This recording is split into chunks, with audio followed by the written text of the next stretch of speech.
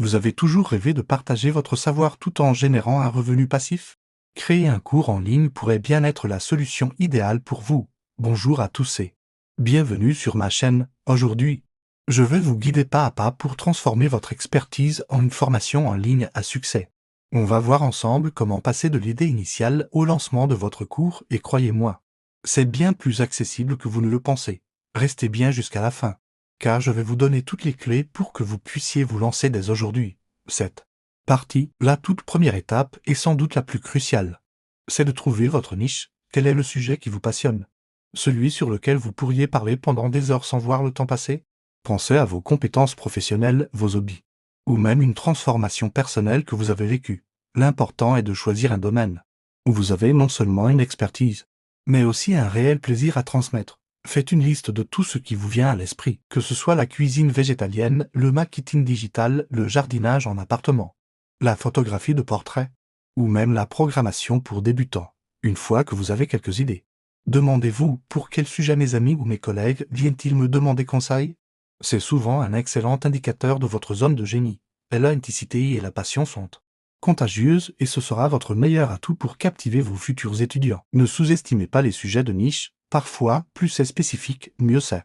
Car vous vous adresserez à un public très engagé et en recherche de solutions précises. Une fois que vous avez une idée de niche qui vous emballe, il est temps de passer à la deuxième étape, l'étude de marché. Avoir une passion, c'est bien. Mais il faut s'assurer qu'il y ait une demande pour votre sujet. Vous devez valider que des gens sont prêts à payer pour apprendre ce que vous avez à enseigner. Comment faire? C'est simple, commencez par une recherche sur Google. Tapez des mots-clés liés à votre idée de cours et regardez ce qui sort. Y a-t-il des blogs, des chaînes YouTube, des livres sur le sujet?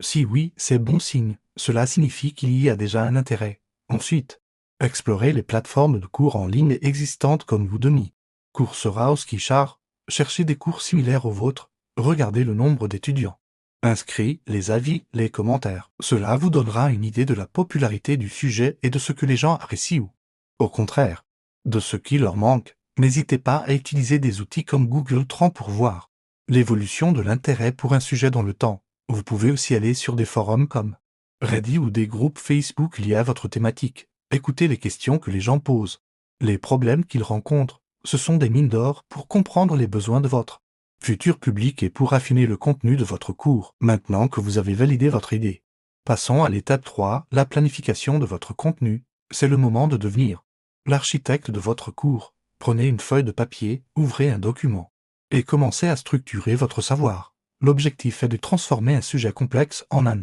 parcours d'apprentissage logique et facile à suivre. Pensez à la transformation que vous voulez apporter à vos étudiants. Quel est le point de départ? Et où voulez-vous les amener à la fin du cours? Par exemple, s'ils ne connaissent rien à la photographie, l'objectif final pourrait être qu'ils soient capables de prendre de superbes portraits en mode manuel. Une fois l'objectif final défini, décomposez le parcours en grandes étapes. Ce seront vos modules. Par exemple, module 1, comprendre son appareil photo. Module 2, les bases de la composition. Module 3, maîtriser la lumière. Ensuite, pour chaque module, détaillez les leçons spécifiques. Chaque leçon doit aborder un point précis. Une leçon pourrait être comprendre l'ouverture, une autre la règle des tiers, etc. Essayez de créer des leçons courtes et digestes, idéalement entre 5 et 15 minutes. Cela aide à maintenir l'attention et la motivation des étudiants. Cette structure claire sera votre feuille de route pour la création du contenu et rassurera vos futurs acheteurs sur la valeur de votre formation.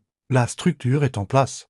Il est temps de passer à l'action avec l'étape 4, la création du contenu. C'est la partie là plus concrète où vous allez produire tout le matériel pédagogique. Le format le plus courant et le plus apprécié est la vidéo. Pas besoin d'un équipement de studio hollywoodien pour commencer. Un smartphone récent, un bon éclairage et un micro-cravate pour un son clair peuvent largement suffire.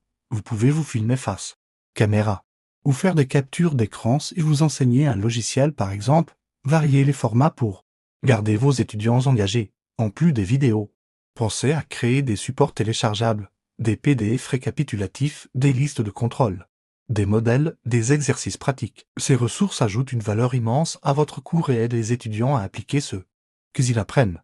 Vous pouvez aussi intégrer des quiz à la fin de chaque module pour leur permettre de tester leurs connaissances et de valider leur progression. Le plus important est de rester vous-même, d'être clair et de transmettre votre énergie. Ne cherchez pas la perfection. Cherchez à apporter de la valeur.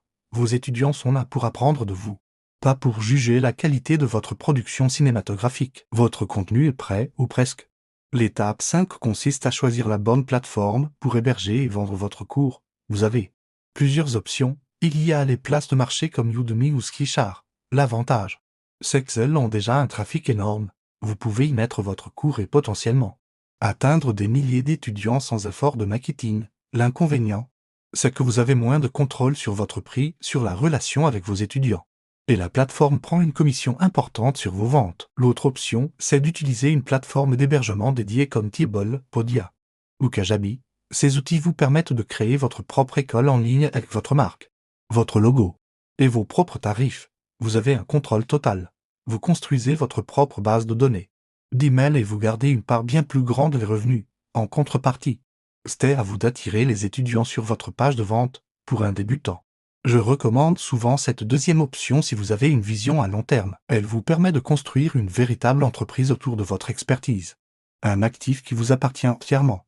Prenez le temps de comparer les fonctionnalités et les tarifs de chaque plateforme pour trouver celle qui correspond le mieux à vos besoins et à votre budget. Passons maintenant à une question cruciale. Combien vendre votre cours? C'est l'étape 6.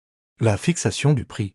C'est un exercice délicat. Si vous mettez un prix trop bas, les gens pourraient penser que votre cours n'a pas beaucoup de valeur. Si vous le mettez trop haut, vous risquez de faire fuir les acheteurs potentiels. Alors, comment trouver le juste milieu? Commencez par regarder les prix des cours similaires sur le marché. Cela vous donnera une fourchette de référence. Mais ne vous contentez pas de copier la concurrence. La question la plus importante à vous poser est: quelle est la valeur de la transformation que j'apporte? Si votre cours aide quelqu'un à obtenir une promotion, à lancer son propre business ou à économiser des centaines d'euros, sa valeur perçue est très élevée. Le prix doit refléter cette valeur. N'ayez pas peur de fixer un prix qui vous semble juste pour le travail que vous avez fourni et les résultats que vos étudiants vont obtenir. Vous pouvez aussi proposer différentes options de paiement, comme un paiement en une fois ou en plusieurs mensualités, pour rendre votre cours plus accessible. Au début, vous pouvez proposer un prix de lancement spécial pour attirer vos premiers étudiants et recueillir de précieux témoignages. Le grand moment est arrivé. Votre cours est prêt. Votre plateforme est choisie, votre prix est fixé. C'est l'heure de l'étape 7, le lancement et la promotion. Un excellent cours ne se vendra pas tout seul. Vous devez mettre en place une stratégie marketing pour le faire connaître. Si vous avez déjà une audience, que ce soit sur YouTube, Instagram, un blog ou une newsletter, c'est le moment de la solliciter. Commencez à parler de votre futur cours plusieurs semaines avant le lancement pour créer de l'attente et de l'enthousiasme. Partagez les coulisses de la création, donnez des extraits. Proposez une inscription à une liste d'attente pour être prévenu en priorité et bénéficier d'une offre spéciale le jour du lancement. Communiquez partout, envoyez des emails. Publiez sur les réseaux sociaux. Faites une vidéo de présentation. Une autre stratégie puissante est de proposer un contenu gratuit de grande valeur, comme un webinaire ou un mini-cours par email, qui mène naturellement à l'offre de votre cours payant. Cela permet aux gens de découvrir votre style d'enseignement et de se rendre compte de la valeur que vous pouvez leur apporter. N'oubliez pas de demander à vos premiers étudiants de les céder. Avis. Les témoignages sont l'une des formes de preuve sociale les plus puissantes pour convaincre de nouveaux clients. Voilà.